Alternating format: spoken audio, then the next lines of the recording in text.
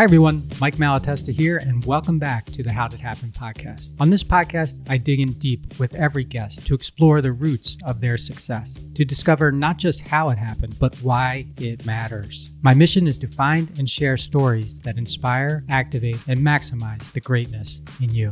This is Michelle Nedelec, and I'm super glad that you're here with us today because I am here with my most amazing guest, Mike. Mike, thank you so much for being here with me today. Thank you, Michelle. I'm glad to be here. Awesome. So let everybody know who you are and a highlight of your business. Okay, sure. I'm Mike Malatesta. I am an entrepreneur, business owner, and I am a dream exit expert, meaning that I help people entrepreneurs and business owners achieve what I call the dream exit that they deserve. So I help them prepare for it, I help them execute on it, and I help them realize it. I love it. So how did you get into exiting businesses as your thing? Yeah, well, throughout my career, I've been very fortunate to be involved in starting two businesses, two bigger businesses in the, I assume so. in the waste industry. And during my time in those businesses, I was fortunate to get a lot of exposure to M&A, buying companies, and also selling to companies as well. And when I was looking at, my sort of breadth of my experience and my skill sets, I thought, where's the one place where I see a real need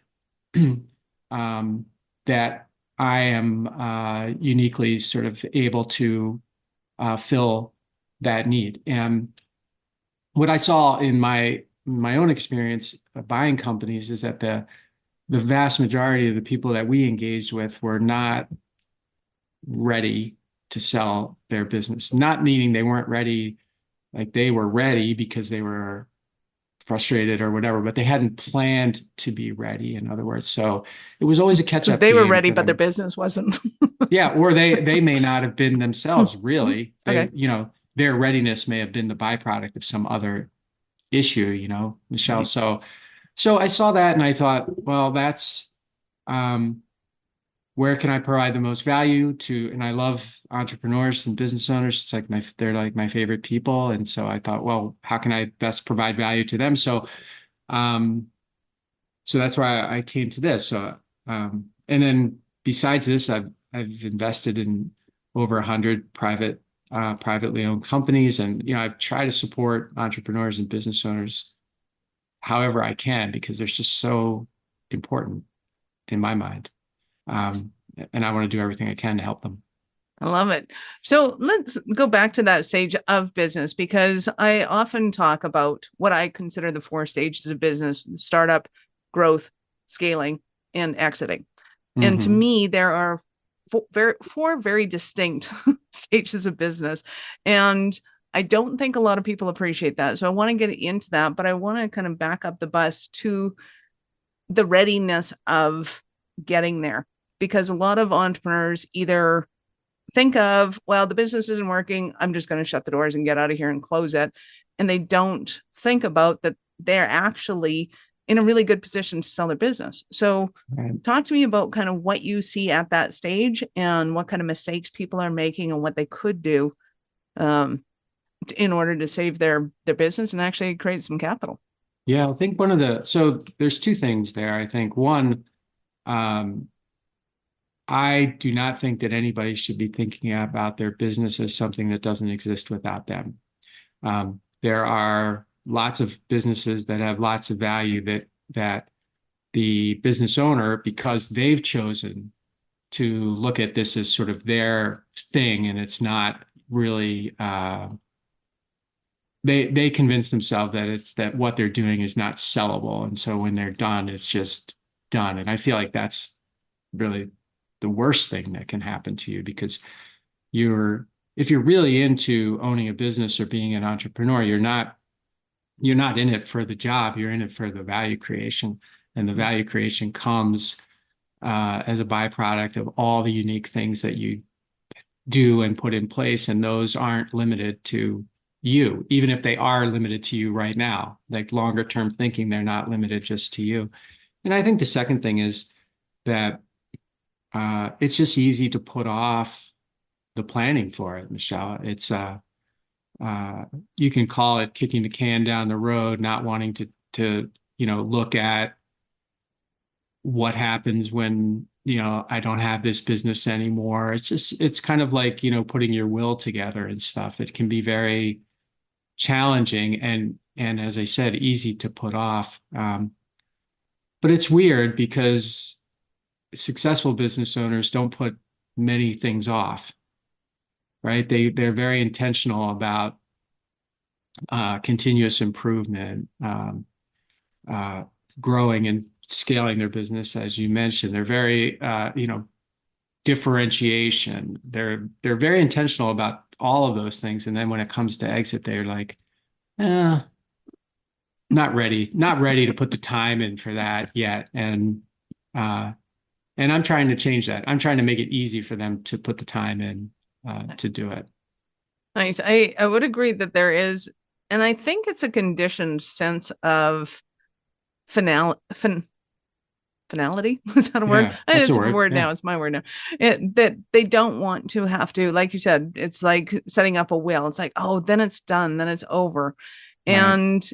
And what they don't realize is kind of the freedom on the other side of that. Because I have worked with a lot of people who are in the business of mergers and acquisitions or MAs, and the fun that can happen after they get that infusion of capital. And it's like, okay, now what do you want to do with it? Now the fun begins. Now you're actually playing the game. It's kind of like, I think it was Robert Kiyosaki's game where you finally get out of the rat race, and then you get into the business race, and that's where the fun begins. It's like you just, and even in business, there's this sense of, yeah, there's this thing, and there feels like a sense of finality once you get there, but it's actually freedom on the other side of that. How do you notice that, or how does that play out with your clients? Well, I mean, I'm glad you used the word freedom because that's really what you're in this for, is for freedom.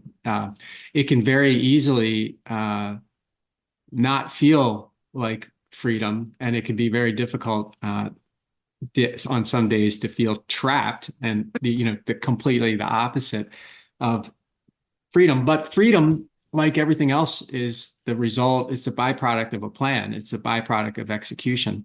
And so I completely agree with what you were saying there, that's the end goal is freedom. But I think there's something that needs to be attached to freedom, and that's meaning.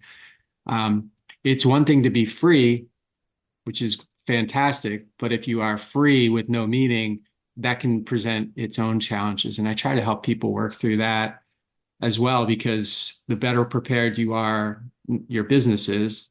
That's one side of the exit, the dream exit. The other side is, how prepared are you for the freedom you're going to have as a result of this sale? So that's that's even more overlooked than preparing your business, for the maximum value outcome. So I like to spend a lot of time just asking questions to people, making sure that they are considering what life will be like after. Yeah, and freedom isn't the only thing that you're going to need to be clear about. Right? With freedom comes, 360 degrees of options. And as we all know, with those options, that can be kind of terrifying. It's kind of like all of a sudden you're on the cliff, you're on the precipice, you can see, kind of the end of the world. And it's like, okay, well, I can parachute off, I can walk down, I can, but you got to start looking at what are those options? What do you want to do? How do you want to do it? And to your point, knowing your purpose helps give some direction to which options you want to narrow it down to, so that you're funneling it in I a think it's really cohesive sort of important. way. Yeah, because you could easily, entrepreneurs, business owners, successful business owners, they are, they can tend to have little addictive tendencies, and freedom and no meaning and addictive tendencies that can get you in trouble sometimes. So, Not a good option. yeah. Awesome. So let's talk about that stage of getting ready. How do you help business owners get ready for the exit stage? Yeah. So I start with a playbook process, and it's essentially a 10 modules, 10 chapters, and we basically go through all the things that I feel you need to be thinking about and be executing on in order for you to have a chance at maximizing the value of your business and, getting clear and maximizing your meaning as well. So we start with, depending on the sophistication of the person that we're starting with, or the organization that we're starting with, we might start with just all the different options for M&A, because there are a ton of different ways to sell, people to sell to, terms and things you need to be aware of, all of that stuff. And then from there, we basically get into building value in the business over time, building value in yourself over time. What are the things that we need to do in order to create a story around your business that's true but different than what everyone else is saying about the business? And then we talk about having the right advisory team. You got to get the right advisory team in place well before you want to sell. The best thing ultimately that the thing I want everyone to come out of the playbook process with is confidence that we can now execute on this playbook that we've created.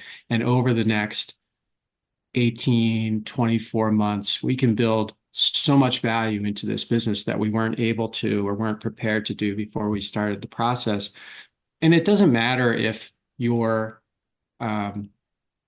even looking to sell in 18, 24 months, that doesn't matter. What matters is through the playbook process, you understand what needs to be in place, you adapt or adopt a buyer's lens on your business. And anyone who does those two things is going to have a better business and be a better business person than someone who does not. Nice.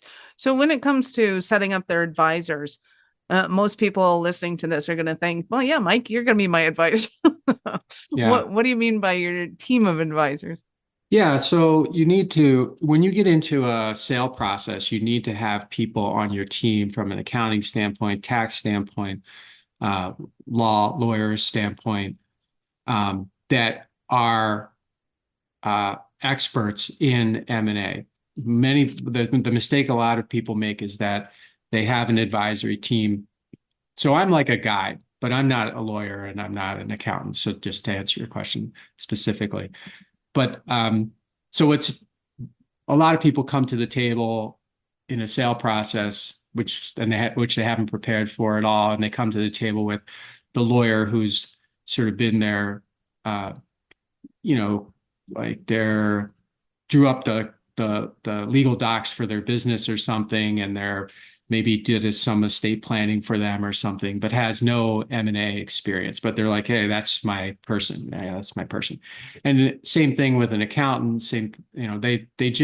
You want to come into this process with people who have a lot of M&A experience, because when you're dealing with a sophisticated buyer, the one thing that you want to make sure that they have is confidence in you throughout the whole process.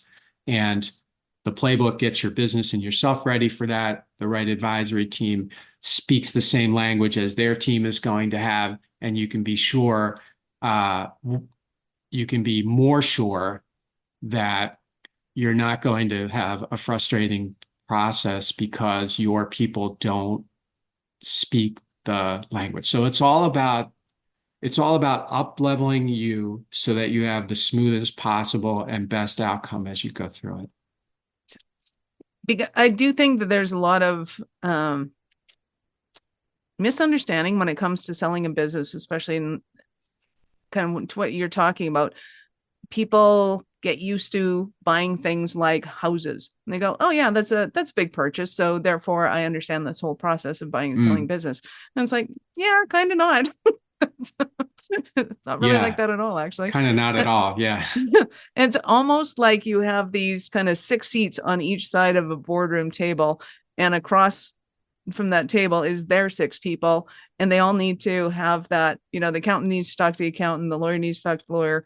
Is that kind of how it goes down, that they're going to be asking certain questions and you need to be able to have those answers? And unless you have the people that know what questions and answers are going to be coming, because there's a lot of prep work in the background. Like the meetings happen and they're, they could be a half-hour meeting, or you could drag them into an hour, which is brutal. But you're only dragging them in because you haven't done that prep work on your own side when you go to the table. That's my understanding of it, but feel free to, what is your experience of that? So one of the most frustrating things for in a sale process is an alignment on the sort of macro goals. Like, we want to acquire your company, you want to sell your company to us. So you have alignment on that, and then when you get into the negotiations, it gets disrupted by people who don't understand how to codify that alignment. So, for example, so a business owner goes into a sale process, they haven't prepared at all, but they have someone put a number in front of them and they're very excited about it, as they should be. So they bring in their team of people who don't have any experience in this, but have a relationship with the person. So their lawyer and accountant, let's say. And they start going down this process, and it's very frustrating for both sides, because the seller they can't come up with information that's needed like right away. You got to be able to come up with your information right away. They're overwhelmed by the requests, which they shouldn't be. They should be prepared for that. And because they don't have the experience, sort of the seller side, or buyer side, let's just assume that they do have the experience. They're asking for things, for example, that are very, they're matter of fact in these kinds of things. And then they're getting a response from a lawyer or an accountant that's like, why would you be asking for that? So the alignment starts to break down.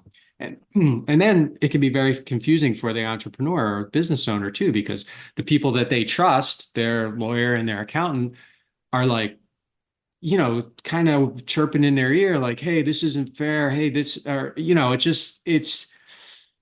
it's unnecessarily complicating something that's already complicated enough, Michelle. It definitely is.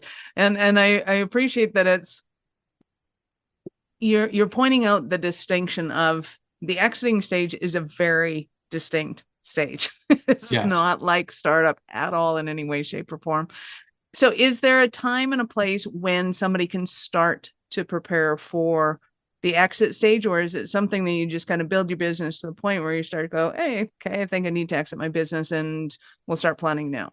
Yeah, I think it's smartest to start planning when you feel like you've reached the point, like you mentioned, startup, growth, scale, exit. I think when you've reached the point where you're at the growth scale balance, or you're into the scale thing, where you really need to start thinking about just as a risk strategy, like, what's going to happen to this if something happens to me? Let's forget about what happens when I sort of cash in when I'm 50 or 55 or whatever. So what's going to happen to this business if something happens to me? But when you reach that point, I think that's the trigger for you to start thinking about exit planning, not exiting, but exit planning. Because at that point, that your business, you've had success in your business, there's a lot of room to run, you're building value that someone else might want, and you're telling yourself, okay, I don't want to mess this up. How do I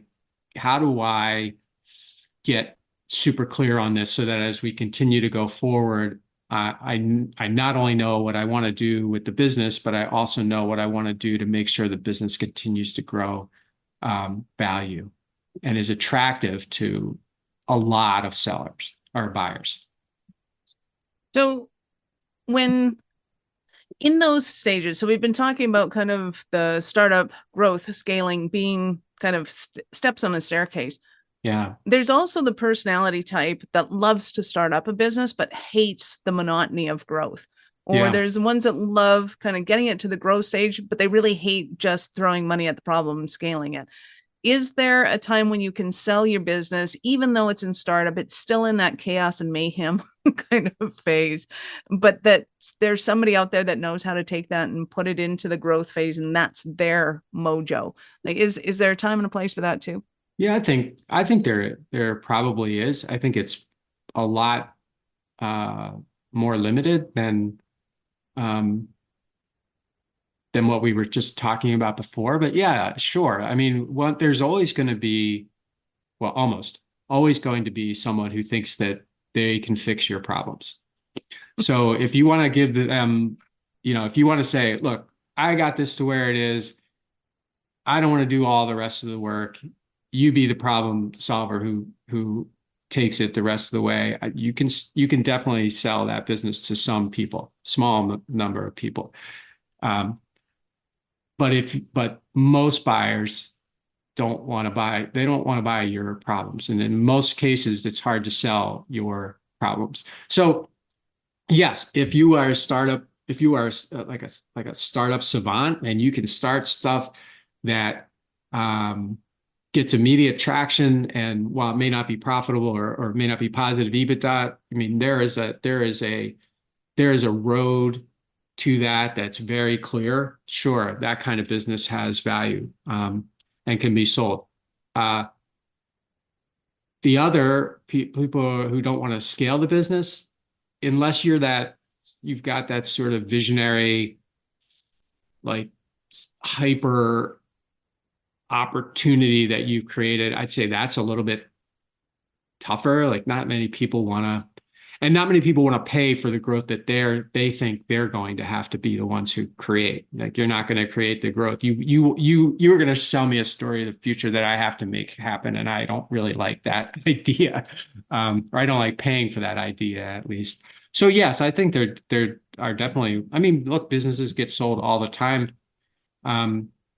for all kinds of reasons, and so yes, that could definitely happen. But I don't think that's a max value, max meaning sale in most cases.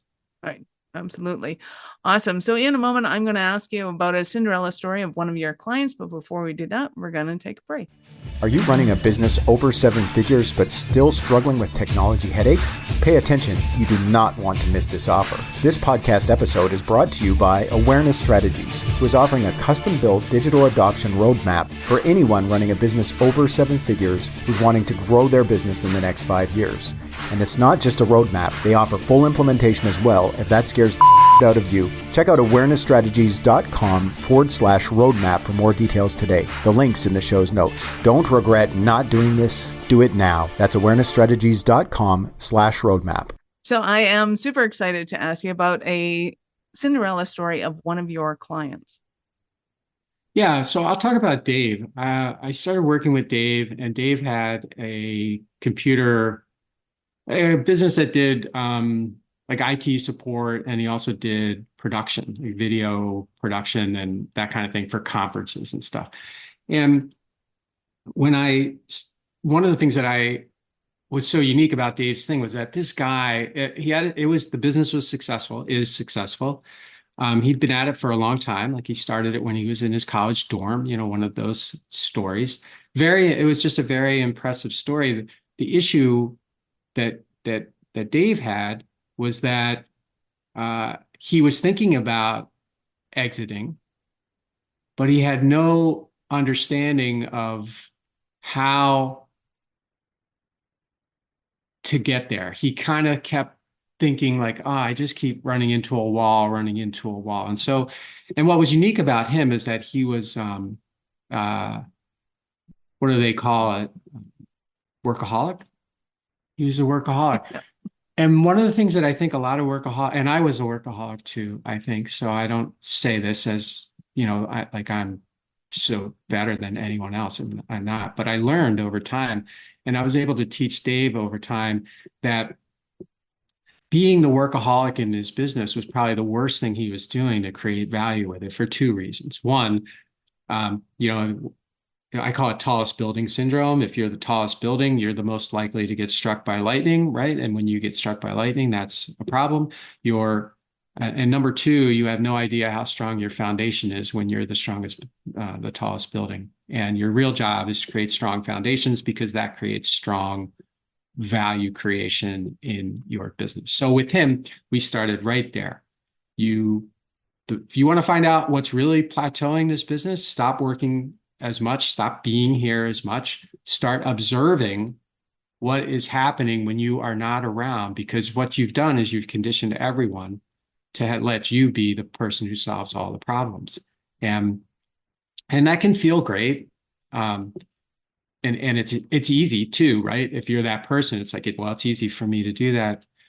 And those are both true. The challenge, though, is that no one wants to pay for that. So you are not, you're not building a strong foundation and strong value. You're not creating strong value in your business. So that's kind of like, okay, well, every playbook's different. You got to start with where the person is. You got to meet them where they are. That's where he was, and that's where we started. Now, he has not sold his business yet, so I don't know ultimately what the outcome is going to be, but I do know that he is much better, and his business is much better prepared for max meaning, max purpose as a result. Nice. And hopefully you spend some time somewhere tropical, warm, whatever. Yeah, right. Or with his family. I do love that part of that stage of the business. It's like, okay, so here's the plan. You're going to take your wife on the holiday that she's wanted for like 3 weeks. Yeah. You're not allowed to tap in. You can tap in twice. You get the weekends to tap in. That's it. Yeah. Super hard. When your business is worth the most, when you're needed the least, like when nobody needs you, you've finally made it. That's how I like to look at it. Right. I like to get people to the point where their business runs better without them than with them, even if they choose to participate in the business of it. Perfect. Yes, you're exactly right. Same page. I love it. So we went through kind of some of the stumbling blocks. Is somebody's at the point of frustration. They're like, or just, it's time to get out of this business. I want to go and travel. And so they're at that point, or they're thinking of, I need to have the right team in place. I don't have the right team in place. This is not getting me there. Is there any other stumbling blocks that somebody might have right now? And they're thinking, oh, Mike, I need you so badly right now. Yeah, well, I hope so, because you have them, whether you want to admit them or not. My experience says you probably have them. So I'll address it. If you're thinking about exiting right now and you want to do it right now, it's probably too late. It's probably too late for you to maximize at that point. So what you want to be doing is thinking about, okay, the exercise I like to do with people is very simple. I call it red, gold, green, right? So red is the reality check. Where are you today, Michelle? We just look at all the different components of your business and just rate them, 1 to 5. Where are you, right? And then we look at gold. Gold is, where do you want to be? And when do you want to be there? Let's just take you out into the future and pick a time. Doesn't have to be the exact time, but let's pick a time, 3 years, 5 years, whatever, down the road. Tell me what that looks like. And let's get clear about that. And then we go to green, and green is like, okay, so we have red, we did our rating, we know where our gold is. What's the first thing that we can do in each of those red categories to take a step forward? And if I can get someone to understand that makes sense, like intellectually at least understand that makes sense, then they're ready to put a playbook together and start really being intentional about making that gold happen. Nice. I love it. So I know our listeners are going to want more from you. How did they start that journey with you? Yeah, so the best way is to go to my website, which is dreamexit.com, or you can also well, you can connect with me there. You can also connect with me by email, which is mike@dreamexit.com. You know, send me a LinkedIn connection. I'd be happy to connect with you there if you'd like as well. But I'm very open. I'm very willing to have conversations with people. I'm not trying to put you into a funnel or anything like that. I'm only trying to help entrepreneurs and business owners get the dream exit that they deserve. And I want to get you started on that now before it's too late. I love it. So peeps, we will of course have all of Mike's links in the show notes. Go ahead and scroll down and click on those links, open up in a new browser because we're not done yet. So Mike, I get to ask you, at what point in life did you know that you were a special kind of crazy enough to think that you could become an entrepreneur? Well, I'll tell you the dream and then I'll tell you the reality. The dream is when I was 4 years old, I lived across the street from a construction company, Michelle, and I just loved everything about the trucks and the guys and the smell and the sounds and all of that. And I would sit on the curb in the summertime in the afternoons and I would watch them bring their trucks and their rigs back. And I would be just like, man, I didn't know what a business was at that point, of course, but I was like, this is cool, right? This feels Yeah. So that's when I'm 4. I'm fast forward 20 plus years, and I'm in a job. I get fired from the job, and I think to myself, all right, what next, right? My immediate reaction is to get another job. It's almost like I had put that feeling from when I was 4, like in a safe somewhere, and it just was locked up. And I had a conversation with a guy who ended up becoming my partner, and he was like, "Hey, let's start a business." And I was like, that's a good idea. And sit around his kitchen table, and we put a plan together, and that's the reality. That's like where the reality was. I needed a job. I had somebody who was willing to help me, complementary skill set, support mechanism, supportive spouse, and what the hell? And we just started. Thanks. Well, and you created a couple of epic companies. So tell me, how did that transition and where did you grow those companies to? Yeah. Well, thanks for asking. So yeah, we started that business the first business and came out of that kitchen table. We started in November of 1992, just with nothing. And by the time 2015 rolled around, so 23 years later, we had a business that was doing about 45 million in revenue, and we were active in 6 or 7 states in the U.S. And we had a regional platform that was, might not have been the greatest out there, but it was pretty good. And we got some significant interest in buying the business and ended up selling that business, as I mentioned, 2015. That's awesome. So when you started that company, did you have the intention of building a 8-figure business, or did you just go like, how can we get clients, or what was your mindset at that kitchen table? Okay. So at the kitchen table, the mindset was we can definitely build an 8-figure business. Quickly can do this. 6 months. We know how to do this. The reality was that once we actually got going, it was like, man, this is not easy. This is going to take a little while. And so we did have the mindset, but it was kind of pie in the sky a little bit at the time because we just thought we were smarter than we were. But we had grit, we had confidence, and we had commitment, and we just kept applying those for years, obviously, and until it's just started to. Do you remember hitting the $1 million mark? Yes. And what was that like? It was, so the $1 million mark was phenomenal. That happened in our second year. But what was more phenomenal was the profit. That was more phenomenal because we never, we never focused on profit. We never focused on money. We always focused on do what's best for the people we're working with, and the money will come. Never have to worry about the money if you're doing everything right for your client, customer, and your team. But yeah, we started. So second year, third year, we passed $1 million in the second year, and then it gets a little fuzzy from there. It's like all the things I don't exactly remember, but it felt fantastic. I mean, we really had nothing. I mean, when I say nothing, I mean, we had nothing. And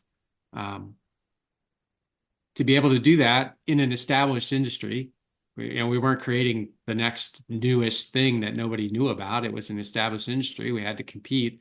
It felt really good. And it's always the little, I mean, that's not a little win, but it's always taking something positive out of everything that you're doing. Particularly the wins are nice to take something positive out of, that keeps you going.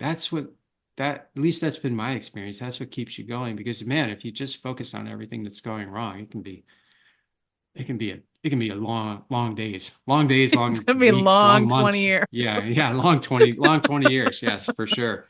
Yeah, Nice. definitely. So what would you say was one of the most arduous times you went through, and you're like, oh my God, if we had known that, we wouldn't have had to go through that. That would have been worth missing out on.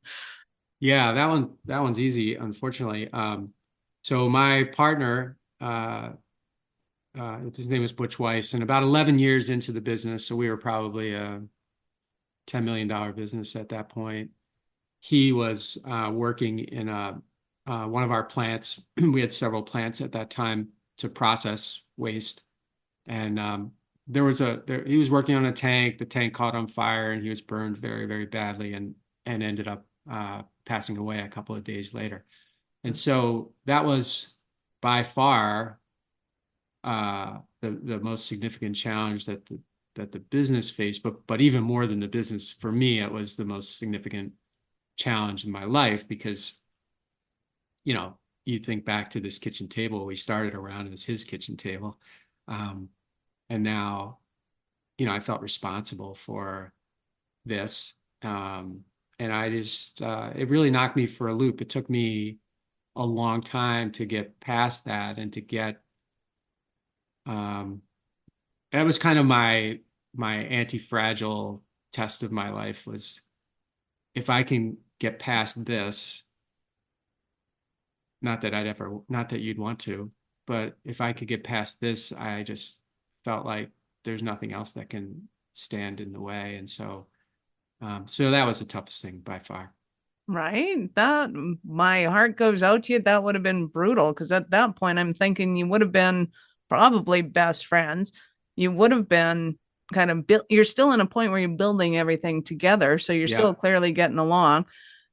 Like, how did you get through those, especially the first few months? Like, I mean, at 10 million, you're probably at the point where the company kind of sort of runs itself, but at the same time, it doesn't.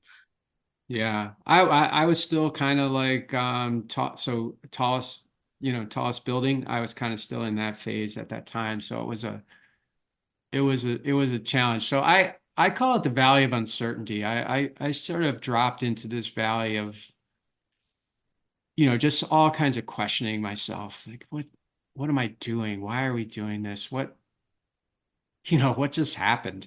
And I was kind of like the opposite of the person that I always wanted to be, because I was always, at that point in my life, I was always someone who wanted to find the answers. Like, I didn't need help for anything. I could just find the answers. And after Butch passed away, I found myself in this valley, and I kept thinking, well, I hope someone comes along and, reaches their hand down in here and grabs me and pulls me out and brushes me off and says, here's what you need to do. And where, of course, that person never came. So it's just a matter of, time is great. It really helps a human. But also, I looked and I said, well, okay, so Butch is gone. There's nothing I can do about that now. But we've got all these people here that depend on us. We have all these clients that depend on us. If I'm going to give up and throw in the towel, which is kind of what I felt like doing at least some days, what's that going to do for everybody else? It's not going to get it done. So I guess it's, and I had a strong family, strong support group, and strong team.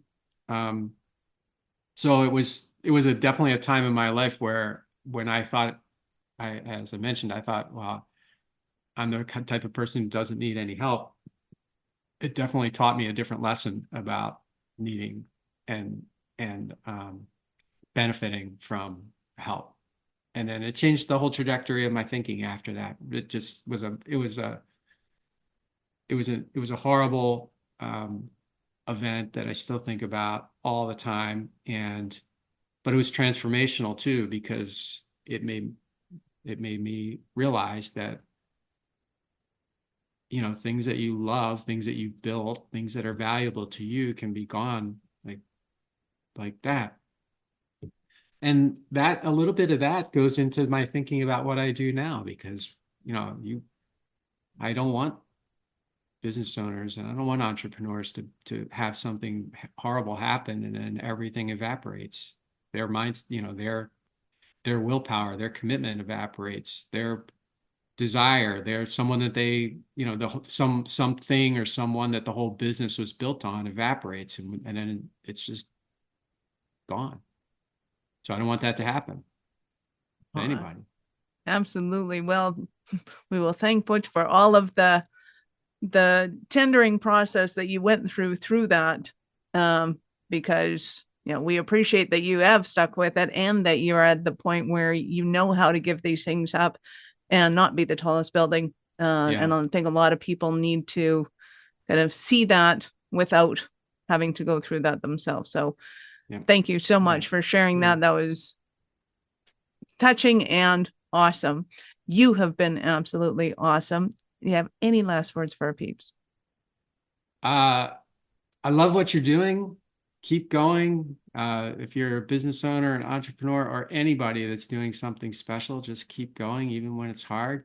And when you get to the point where you're like, okay, I think I've made it, start planning for your eventual exit, because everyone is going to exit their business.